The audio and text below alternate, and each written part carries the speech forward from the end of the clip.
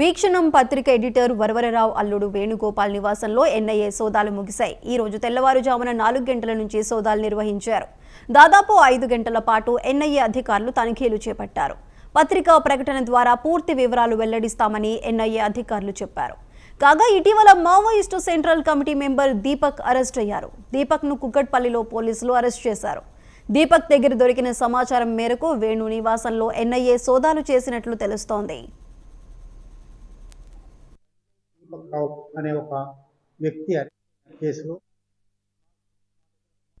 మరోవైపు ఎల్బీ నగర్లోని శ్రీనివాసనగర్ కాలనీలో రవిశర్మ ఇంటిలోనూ ఎన్ఐఏ అధికారులు సోదాలు ముగిశాయి. రవిశర్మ మొబైల్తో పాటు పాత బుక్స్, 1990 కంటే ముందు ఉన్న ఫొటోస్కు చెందిన పాంప్లెంట్స్ను స్వాధీనం చేసుకున్నారు. ఈ నెల 10న ఎన్ఐఏ కార్యాలయానికి హాజరు కావాల్సిందిగా రవిశర్మకు ఎన్ఐఏ అధికారులు ఆదేశాలు జారీ చేశారు.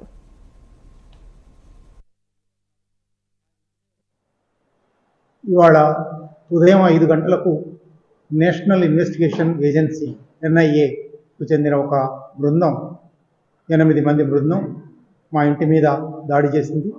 ఉదయం 5 గంటలకు వాళ్ళు నన్ను తలుపు తెరవని అడగానే తెరిచాను. వాళ్ళు ఒక కేసుకు సంబంధించి మీ దగ్గర సమాచారం ఏమన్నా ఉందా, సెర్చ్ చేయడానికి సెర్చ్ వారెంట్ తీసుకుని వచ్చాము అని అన్నారు. సెర్చ్ వారెంట్ చూశాను. సంజయ్ దీపక్ రావు అనే ఒక వ్యక్తి అరెస్ట్ అయిన కేసులో నా దగ్గర సమాచారం ఉందని వాళ్ళకు తెలిసింది కాబట్టి అందుకోసం వచ్చాము అని అన్నారు.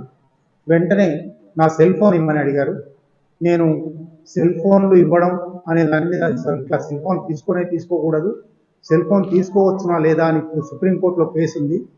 ఒక సీనియర్ జర్నలిస్టు సిద్ధార్థ వరదరాజన్ ఆయన ఇంటి మీద ఇట్లాగే దాడి చేశారు. వైర్ పత్రిక నడుపుతున్నాడు. ఆయన ఇంటి మీద దాడి చేశారు. ఫోన్లు ఎత్తుకుపోయారు.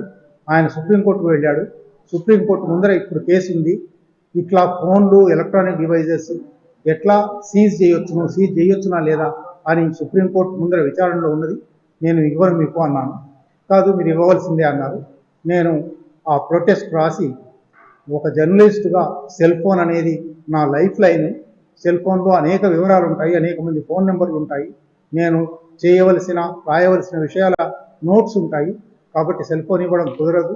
కానీ వీళ్ళు సీజ్ చేస్తామని అంటున్నారు కాబట్టి అండర్ ప్రొటెస్ట్ నిరసన కొద్దీ ఇస్తున్నాను అని రాసి నా ఫోన్ ఇచ్చారు. వాళ్ళు ఒక 2 గంటలు 3 గంటల పాటు ఇంట్లో పుస్తకాలన్నీ వెతికారు. నా దగ్గర రామాయణ భారతాల దగ్గర నుంచి మావోయిస్ట్ సాహిత్యం దాకా అంతా సాహిత్యం ఉంటుంది. నేను రచయితను, జర్నలిస్టును, 40 సంవత్సరాలుగా జర్నలిస్టుగా ఉన్నాను.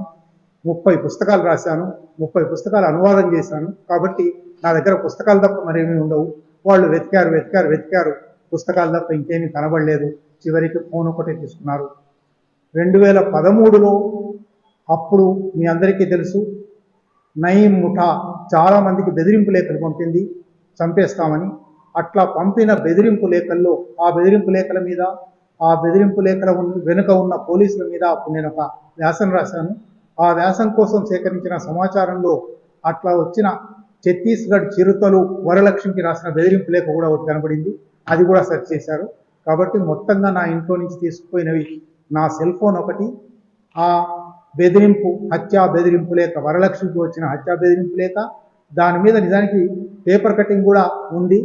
ఆ బెదిరింపు లేఖ మీద మేము ప్రెస్ కాన్ఫరెన్స్ పెట్టాము. ఆ ప్రెస్ కాన్ఫరెన్స్ వార్త కూడా దానికి పిన్ చేసి ఉంది.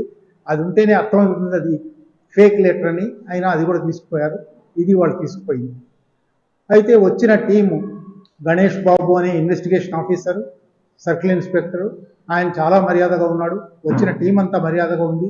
కాబట్టి వాళ్ళు నా ఇంట్లో నా మీద దురుసుగా ప్రవర్తించారని చెప్పలేను. కానీ అసలు మొత్తంగా పోలీస్ వ్యవస్థ, మొత్తంగా ఎన్ఐఏ ఎట్లా ఉన్నదో ఇది ఒక ఉదాహరణ. ఆ విషయాలు మాత్రం చెప్పాలి. ఇవాళ ఉదయం 5 గంటల బాపట్ల